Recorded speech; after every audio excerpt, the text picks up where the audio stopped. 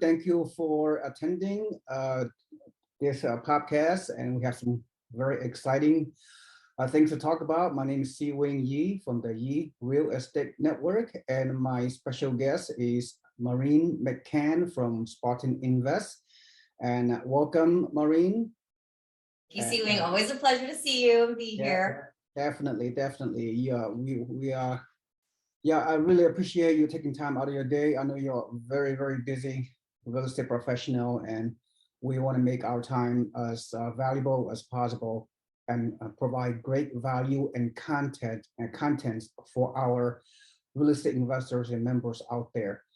All right, so without further ado, today's topic, we're going to talk about blueprint of a real estate investor. All right, before we do that, just hear me out. I'm gonna give you a, so Maureen, you network with my so-called real estate investment club, right? And you have cultivated a number of real estate investment club networking throughout the country. Okay, I'm from California, in the San Francisco Bay Area. I've been doing this for 20 years, and I send our California investors out of state to buy for many, many years. So, and you have other networking that send you prospective clients to your network in your neck of the woods in Alabama, Tennessee, and so you cover a very good market as well.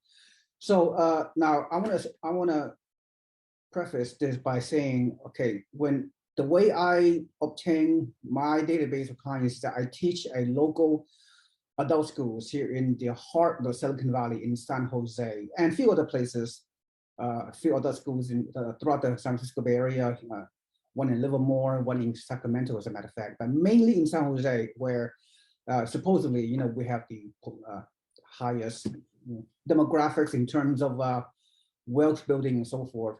So, most of our investors that attend those schools they are somewhat of a newbie, beginners, although I would say 1/4 of our initial students that attend my adult schools, that's the basis of me creating my database over the years. So, when we have this, it's an educational class, I can't sell my product, if you will. I just give them some high-level education because I have to comply with the local adult schools. They want to provide education. I cannot sell my services. But anyway, over the years, I teach like 6 or 7 times. Each class have about 20 students, maybe more, 30 students. And a lot of those students, they are engineers, right? Age 40 to age 50, typically. They are healthcare professionals. They are physicians. They are nurses, and what have you. And we have management level executives. Those students come to my class and hear me to speak about real estate investing and what have you. And, they feel motivated, they feel excited. Because, we interact in class. That's why I know who they are. I know financially, they pretty much qualify. More than half of them already own a home in the area for many years. And they have stock, they have 401k stocks and, IRAs money and what have you. And then, then I just know it. When I teach a class of 20 students, I say to myself before the class starts, over the years, out of the 20 students, maybe, just maybe one will take action. Maybe, probably 0. So anyway, and of course, a lot of the students, they enter my free membership into my real estate organization, and then they see my emails, right? And on a weekly basis. So I educate them, free education, webinars, podcasts, the things that you and I are doing right now, right? It's part of the educational process. And yeah, and over time, once again, the 1% rule, 1% of the students become a serious investor. They buy properties through my network, and I send some of the buyers to your network to buy your markets. But that's who it is. That 1%, most of them have very good experience. They buy 2 or 3 properties per investor. Then they're happy with the experience working with you and your network in my other markets in other part of the country, and they refer clients similar to them, right? And their referrals by through our respective networks, and and that's how it goes. So what I'm trying to say is, yeah, why simply financially able individuals who initially are motivated, otherwise they wouldn't come to my personal enrichment those school classes throughout all these years. So really, so what is it? So I have one one answer, is the F word. Fear, yes. Not what you think. It's not the other F. It's the F as in fear. And my definition, Maureen, of fear is false evidence appearing real. So with that said, you and I know, Maureen, you have engaged with investors over many years, and you, just like me, are very, very relationship based, and we know the challenges involved. So what is your take, Maureen? I mean, based on your experience, your life experience, your experience working in your profession, why only 1% to actually take action to buy rental properties? So I have two thoughts to that, two theories to that, because I have had probably at this point tens of thousands of conversations over my 13 years, right? So not everybody that I speak to decides to take action and to, put their capital in something that they don't know about yet. They'll put their capital in things that they don't know, like the stock market. I mean, I'm guilty of that. I don't really understand the stock market with the puts and the calls and the, the hedging of the bets of ups and downs. I don't know that. I'm like, hey, they tell me that I put my money in this little bucket over here and it's going to yield, over time an 8% rate of return on my money. Okay, so I'm going to do some of that. But do I understand it? No. But did I do it? Yes. Same thing applies to rental real estate that's out of state. And investors, new investors will, that are looking into and exploring real estate, they will find every reason to not do it. 99% of them will find every reason to not do it. They will cite everything from the horror stories that they heard one time from somebody in a coffee shop that they didn't even really know, but they overheard their conversation. Or they actually talked to a friend who actually had a bad experience with a rental property. That can happen.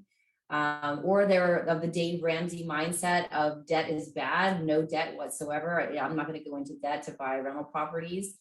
I really think that it comes down to two things that I think were the reasons why people who are really interested at first and are super excited and are saying all the right things, like, yes, I want this, and yes, I want to do it, and yes, I want financial freedom, and yes, I want passive income. When it comes time to taking the action part, fear stops them because it's of the unknown. They don't know. They think it's so far away. I can't see it. I can't touch it. I can't be near it. And so it's not going to work. And two, I really think it's the imprisonment of their own mind, of their false beliefs that were imprinted in their mind when they were very, very young. And I know this to be true because I did not grow up, and I don't think you did either. I did not grow up in a wealthy household. It was working class at best. So there is a drive there's an internal drive that at least that was within me, and maybe it's the other 1 or 2% of the population that feel this way too, is that you're born into a certain circumstance, but you don't have to stay there. And the only way that you're going to transcend where you are is to think differently, hang out with different people, read different books, skip the party, and seek out what it is that others are doing that you want to model that behavior. If you do that, then the likelihood of you taking action and doing something different and getting a different result is far better than just sitting on the sidelines and giving every excuse or reason why you don't want to do it or can't do it. Right, Maureen, I agree with you. Just like you said, I grew up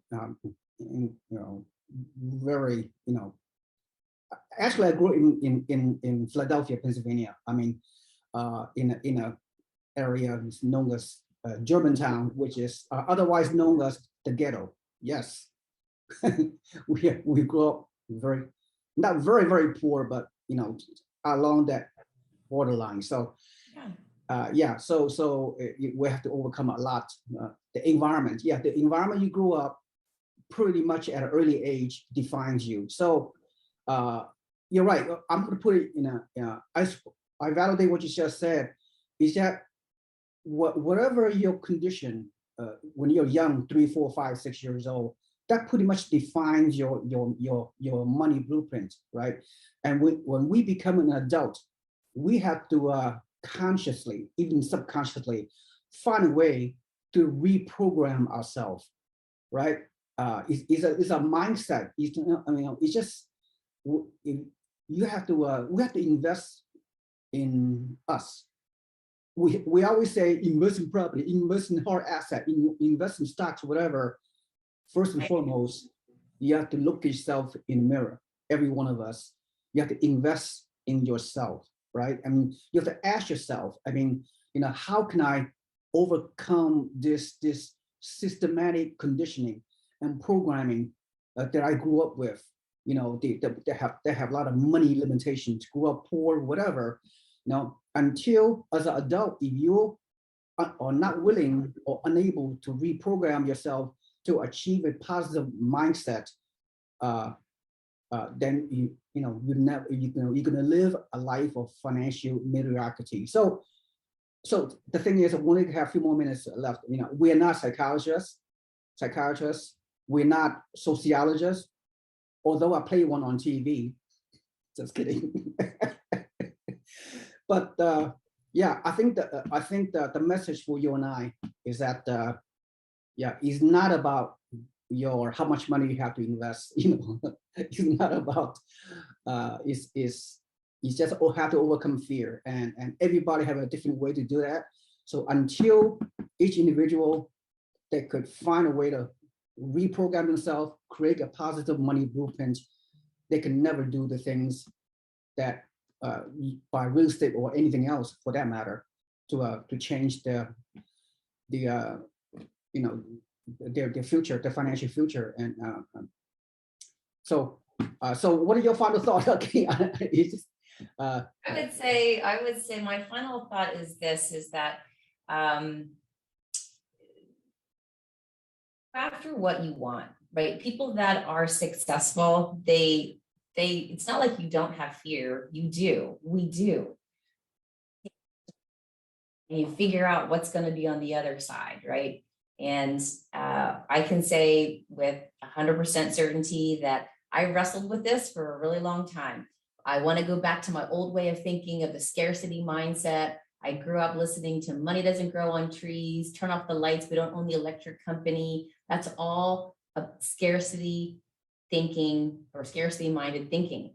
And it really is a tug of war between wanting to stay where that was imprinted in your mind when you were 3, 4, 5, 6, 7 years old, versus, okay, I've got to get out of that mindset because that does not serve me. That keeps me playing small. That keeps me in the box, comfortable with everybody else. I call them the sheeple. They just herd and moo and baa all together. They don't even know where they're going.